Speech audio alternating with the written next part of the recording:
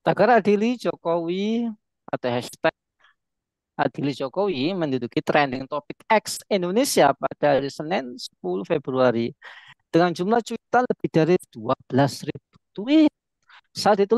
Ditelusuri, mayoritas warganet menuntut agar mantan Presiden ke-7 Indonesia itu dijatuhi hukuman atas tindakan yang dinilai merusak Indonesia. Tak hanya di Jakarta, sebelumnya vandalisme berbunyi Adil Jokowi juga terlihat di sejumlah wilayah. Bahkan terdapat aksi demo yang dilakukan oleh massa dari Aliansi Rakyat Menggugat yang menggelar unjuk rasa di depan Polda Metro Jaya.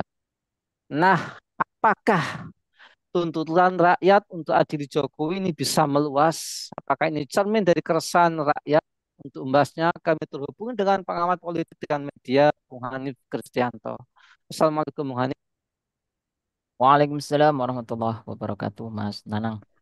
Iya, Bung Hanif, ini gimana ini gelombangnya bukan gelombang pagar laut yang di itu ya yang ditutup, tapi gelombang tangkap dan adil Jokowi ini luar biasa marak di media sosial dan juga bukan di media sosial saja tapi juga di dunia nyata. Nah, menurut Bung Hanif ini gimana, Bung?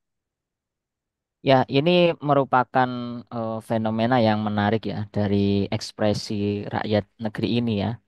Kalau mereka biasanya dengan tulisan, kemudian juga dengan lisan, bahkan ini juga melalui coretan di dinding yang ada anggapan itu sebuah vandalisme. Kalau saya mencermati bahwa ini adalah suara hati rakyat yang paling dalam dan paling suci ya. Yakni ketika rakyat berada di dalam kondisi yang negeri ini tidak baik-baik saja. Dan fenomena ini juga menunjukkan bahwa rakyat ini masih melihat, masih mendengar, dan juga masih memiliki hati nurani, sehingga mereka bersuara dan mengekspresikan kritik-kritik ya maupun ungkapan-ungkapan rasa kecewa mereka ini. Dan ini hal yang manusiawi, yang wajar. Kalau kita pun biasanya dulu katakan ada seorang pemuda atau remaja yang sedang putus cinta biasanya melukiskan dengan puisi ya. Nah, tapi kalau rakyat ini kan ternyata banyak media selain media sosial ternyata mereka juga menggunakan media-media yang berada di pinggir jalan ya ataupun media yang lain. Jadi ini adalah hal yang wajar dan patut menjadi catatan penting bagi siapapun penguasa di negeri ini kalau mereka itu tidak apa tidak memberikan pelayanan kepada rakyat dengan sebaik-baiknya, maka siap-siaplah untuk mendapatkan kritik. Dan sekali lagi saya ingatkan, kalau dikritik ya itu sebagai jamu ya, jangan ditangkap. Seperti itu, Mas.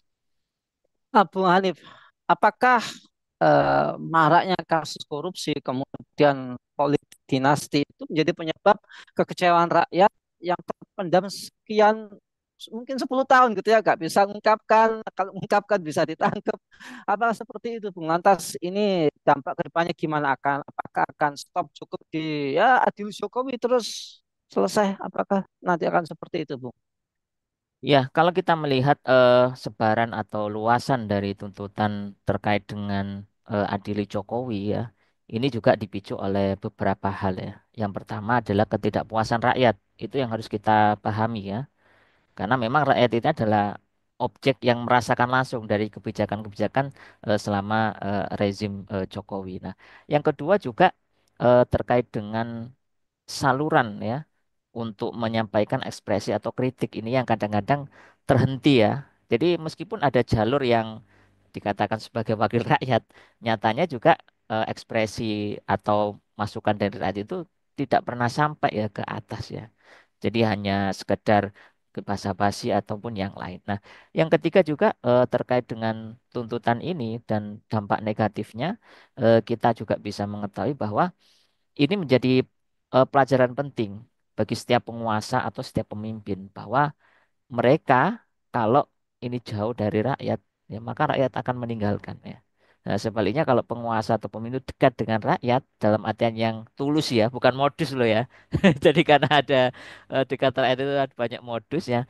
Nah, rakyat itu juga akan mendekat, bahkan mungkin akan mendoakan, bahkan akan memberikan ekspresi ini secara manusiawi ya. Kalau seseorang itu menabur kebaikan, maka yang dia tuai adalah kebaikan. Sebaliknya, kalau seseorang itu menabur kejahatan, ya maka yang dia tuai adalah kejahatan. Nah, sama seperti ini. Jadi, kalau selama berkuasa itu menabur energi negatif ya, Ya, apakah itu nanti ada korupsi, politik dinasti, ataupun juga eh, tertutupnya atau terbungkamnya suara-suara kritis, maka ini juga menjadi ekses negatif. Jadi itu hal yang timbal balik seperti itu, Mas. Nah, Ya, Bung Hanif, lantas dengan bergantinya rezim ini, apakah korupsi dan ketidakadilan itu akan berhenti?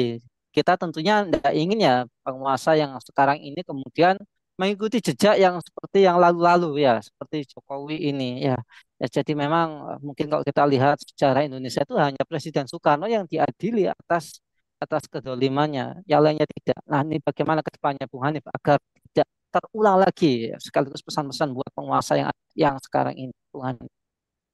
ya, ini yang perlu kita cermati secara seksama ya, bahwa adanya upaya demonstrasi yang serentak ataupun marak ya dengan ultimatum dari beberapa mahasiswa dan juga tuntutan itu kan menunjukkan bahwa eh, masyarakat khususnya ini kalangan mahasiswa ini sudah mulai bergerak. Nah, kalau mahasiswa sendiri sudah mulai bergerak ini kan dalam artian negara sedang tidak baik-baik saja.